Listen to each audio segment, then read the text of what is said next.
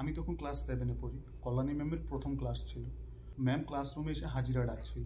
হাজিরা ডাকার এক পর্যায়ে একটা মেয়ের দিকে আমার 2-3 বার নজর পড়ে যায়। আর মেয়েটা সেটা নোটিস করেনি। নোটিস করেছে সাথে থাকা তার বান্ধবী। আর তার বান্ধবীর সাথে কিছুদিন আগে আমার ঝগড়া হয়েছিল। তো আমার প্রতি তার মনের মধ্যে একটা ক্ষোভ ছিল। ক্ষোভ থাকার কারণে মেয়েটা দাঁড়িয়ে ম্যামকে ইনফর্ম করলো যে ম্যাম, এই ছেলেটা আমার বান্ধবীর দিকে বারবার তাকাচ্ছে। ম্যাম আমাকে বললো এই ছেলে দাঁড়াও। আমি দাঁড়ালাম। ম্যাম বললো তুমি কেন বারবার ওর দিকে তাকাচ্ছ? আমি বললাম ম্যাম আমি ইচ্ছা করে তাকাইনি, ক্যাজুয়ালি হয়ে গেছে, আর তাকাবো না। ম্যাম বললো তুমি দাঁড়িয়ে থাকো। তো এটা বলে ম্যাম হাজিরা শেষ করলেন। আমি ভাবলাম হাজিরা শেষে ম্যাম বসিয়ে দেবেন, কিন্তু ম্যাম তা করলেন না। উনি আমাকে বললেন আজকের আমি ফুল ক্লাস দাঁড়িয়ে করতে হবে। তো যে কথা সেই কাজ, ফুল ক্লাস দাঁড়িয়ে করলাম। একটা সময় ক্লাস শেষ হয়ে গেল। ক্লাস শেষ হয়ে যাওয়ার পর ম্যাম বলছে এটার সমাধান আমি করতে পারবো না, তোমরা 3জন আমার সাথে অফিসে চলো, এটার সমাধান অফিসেই হবে। এটা বলার পর তো আমার গলা শুকিয়ে গেছে। ম্যামের সাথে ভয়ে ভয়ে গেলাম। অফিসের সামনে যেতেই হুজুর স্যারকে দেখলাম আসতে। ম্যাম হুজুর স্যারকে সব কিছু খুলে বললেন।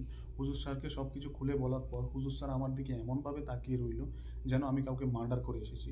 তারপর হুজুর স্যার এগুলো শুনে আমাকে বললো এই ছেলে তোমার চুল এত বড় কেন, তোমার শার্টের বাটন এটা পর্যন্ত কেন লাগাও না, তোমাকে দেখতে কেন সন্ত্রাসীদের মতো মনে হয়। হুজুর স্যারের এইসব কথা শুনে নিজেকে খুবই ফালতু পাত্রা, খুবই নিকৃষ্ট ছেলে ভাবতে লাগলাম।